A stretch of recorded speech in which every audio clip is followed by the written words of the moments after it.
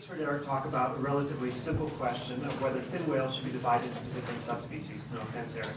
But it was a simple hypothesis. Should there be different subspecies in the North Atlantic and the North Pacific relative to the Southern Oceans?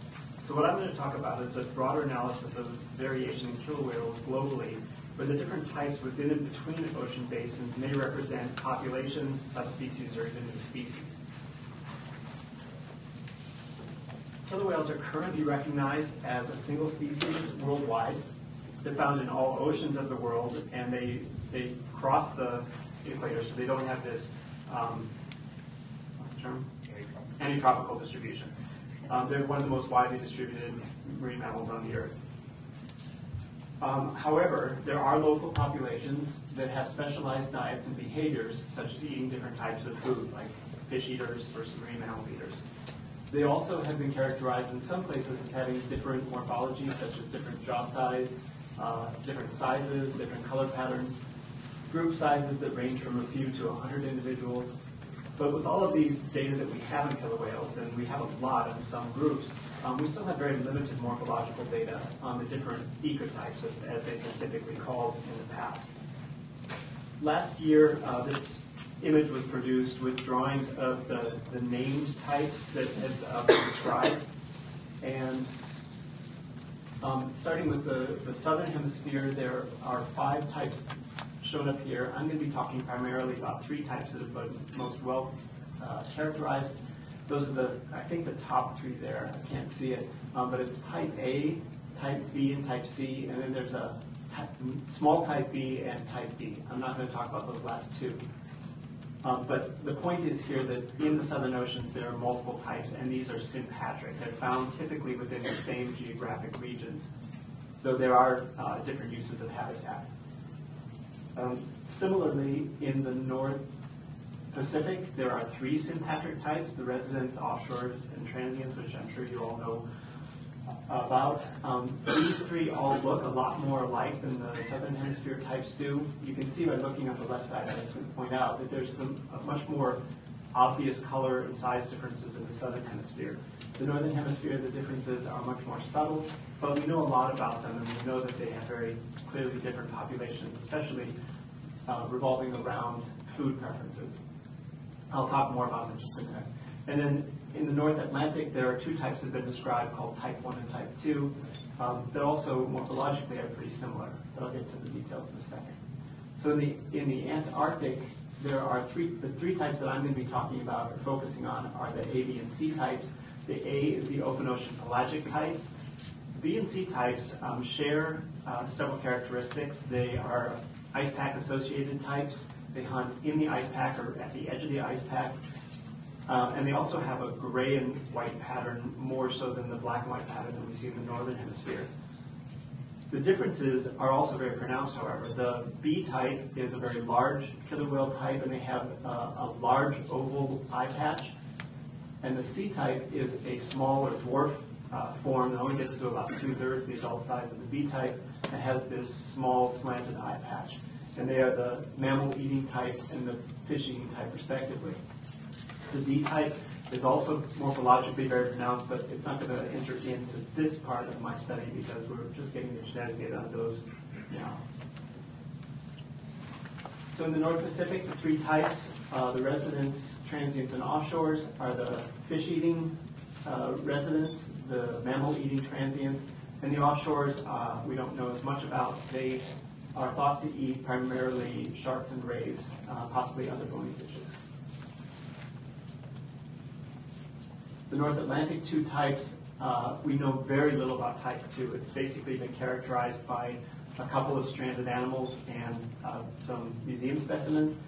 One of the main differences is that these type Bs are a little larger, and they have all of their teeth into old age as sharp pointy things, as opposed to the type 1s, which all have worn down teeth. So clearly they're eating different things that are causing this wear on their teeth.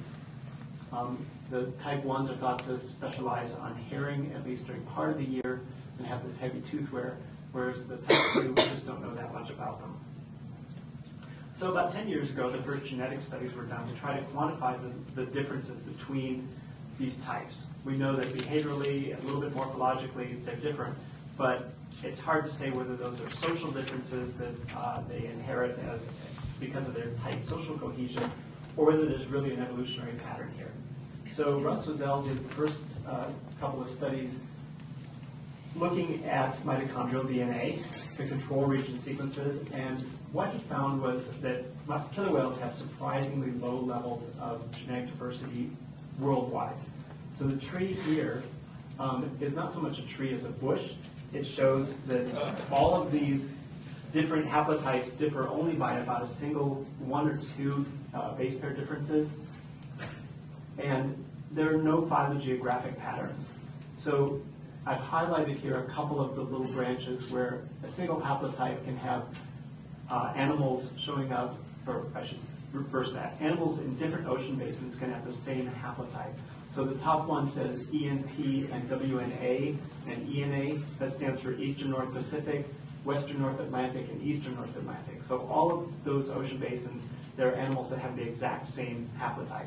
Likewise, just below that is Eastern North Atlantic and Eastern North Pacific. And down lower is the New Zealand and the North Atlantic. So pretty much opposite sides of the world. We have animals with the same control region haplotype. This was followed a few years later by Rick Leduc and his colleagues doing a study where they added a lot of Antarctic samples. And here, for the first time, there was a little bit of phylogenetic signal where the type Cs and type Bs started clustering off in their own little groups. But there's really no global structure here to indicate what are the relationships among these. And there was no way to estimate the level of differences between these ecotypes. So, as Eric was pointing out, you get a lot more information when you look at the whole mitochondrial genome. Looking at the control region, you're looking at a small chunk. And if you imagine reducing that even further to, I'd say, 10 base pairs, it's likely that this 10 base pairs would be shared among even fin whales most of the time all across the world. So the more DNA you look at, the more clear the picture becomes. So what we want is the whole picture, the whole mitochondrial DNA, so that we don't have to guess at what this is. We get the whole word. No guesswork involved. There's still obviously some guesswork involved when it comes to genetics, but hopefully we're going to get a lot closer to the true evolutionary picture. So we've moved from the control region to doing the whole mitogenome using next generation sequencing. I'm going to talk a little bit about next generation sequencing at the end of this, after my talk on killer whales, adding in, on average, about 16 times more data per individual. This study involved 139 geographically distributed samples, primarily taken from the 8 described ecotypes that I've already shown you. Where there are question marks on this map, those are animals where we don't know anything about their ecology, but primarily we focused in the high latitudes, the North Pacific, the North Atlantic, and the Antarctic, where we had some ecological data to go along with genetic information. So unlike the bush that we saw in the previous one, we now have a fully resolved tree. I've color-coded this to show the different clades, and I'm going to go through these by ocean basin. So starting with the North Pacific, we have the 3 types that I described, the residents, the offshores, and the transients. And the first thing that jumps out about this is that the residents and offshores form sister groups. Those are the pink and kind of red clades up at the top there. But the transients that are found in the same place are way down at the bottom here with this long branch that separates them from all other killer whales in this study. And in fact, that's the most recent common ancestor of all killer whales, and we dated that back to about 700,000 years ago. So this was the first evidence that killer whale ancestry or lineages really go back quite a ways. It's not a very recent, like since the last ice age kind of radiation, as some people had proposed because of the low level of diversity, but rather there's quite a long period of diversification among killer whales. In the North Pacific, the residents and offshores share a recent ancestor about 175,000 years ago.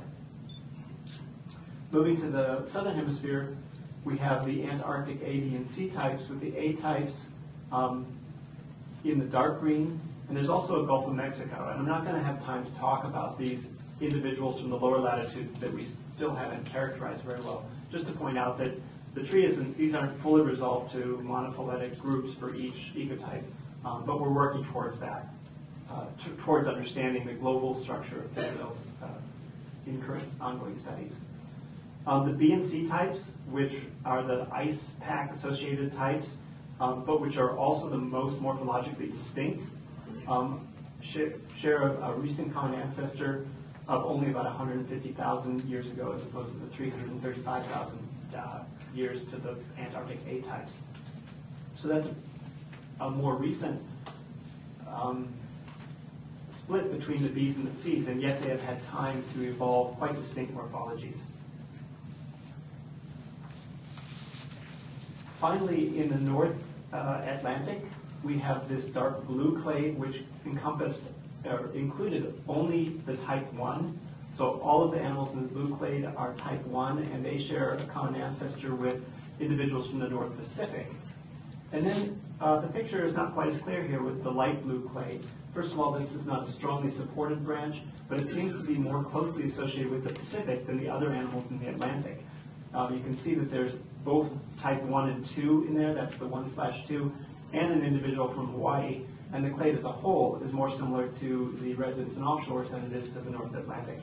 This is yet to be resolved, so we're still working on adding samples in to see what the evolutionary patterns are between the North Pacific and the North Atlantic. All I've talked about to this point has been mitochondrial DNA. We're still working on generating nuclear DNA for a global analysis of killer whales. That work is ongoing right now. But I wanted to put up some recent work that's been done in collaboration with Kim Parsons. She's generated microsatellite data in the North Pacific for, I think, about 400 killer whales, including about half of those were residents and half transients. To look both at population structure within those groups, but also to the comparison between the two, to address the question of whether there's gene flow between ecotypes.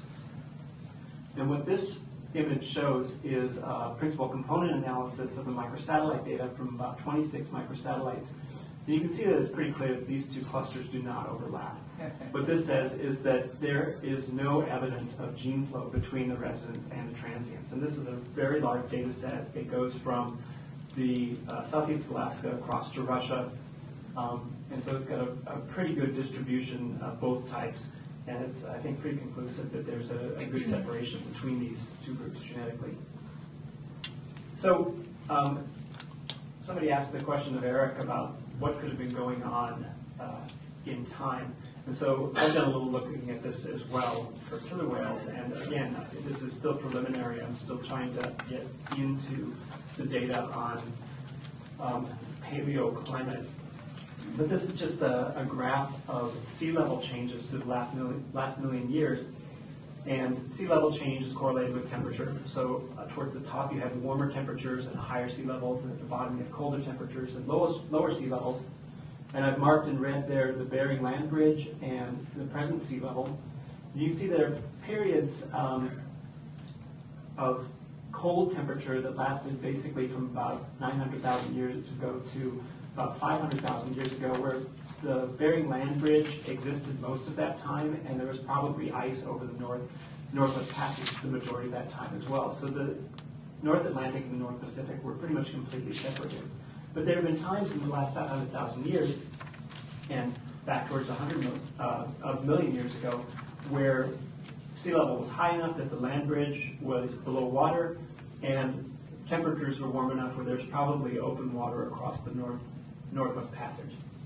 So if we look at the diversification periods that we've inferred from mitochondrial DNA, I put here the transients versus everybody else.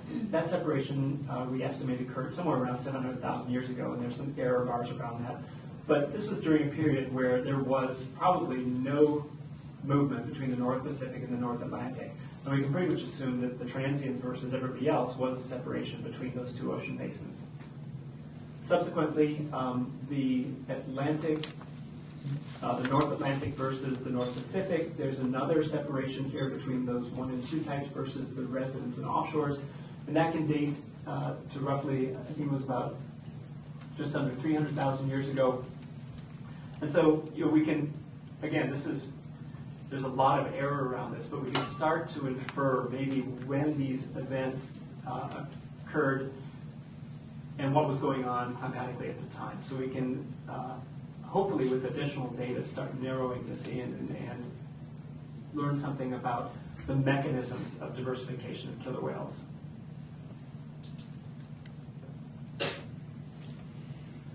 So to conclude this, what we find is that the complete mitochondrial genomes show really strong ecotype-haplotype correlations.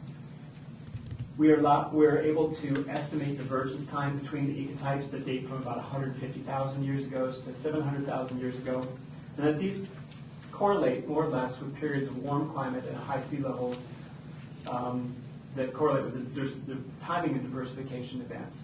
In the southern hemisphere, we don't have the same kind of simple pattern where we have a Bering land strait. So it's going to be a lot more looking into climate, ice flows, currents, and things like that to see if there are reasons that we can come up with for the diversification of killer whales in the Antarctic and sub-Antarctic regions.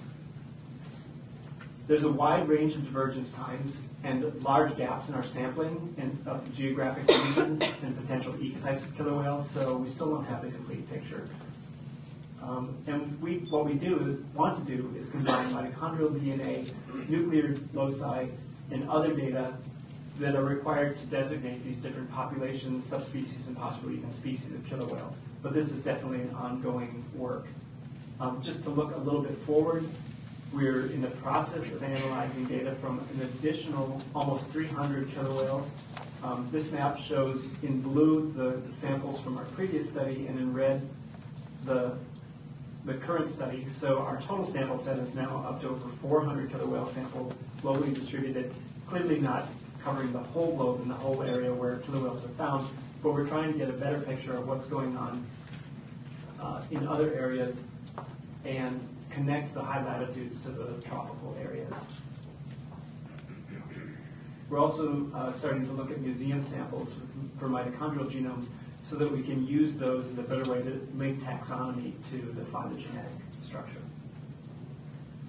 And again, as everyone has said, the collaborations on these projects have been huge.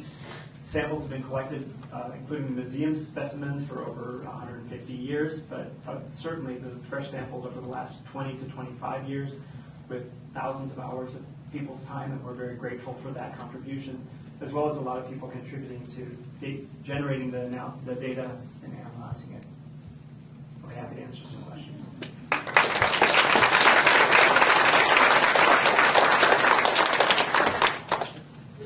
Looking at any of these kind of next generation sequences, these are very large data sets, I assume, very high dimensionality.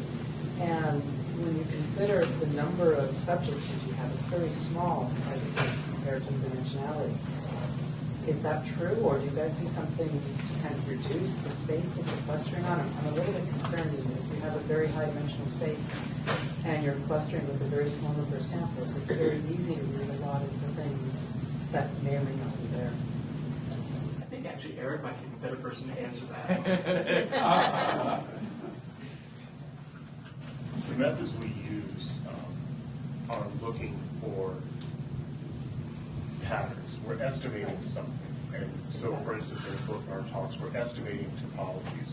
And what we're looking for is, over the information content in all the sequences, what, say, topology has the highest support.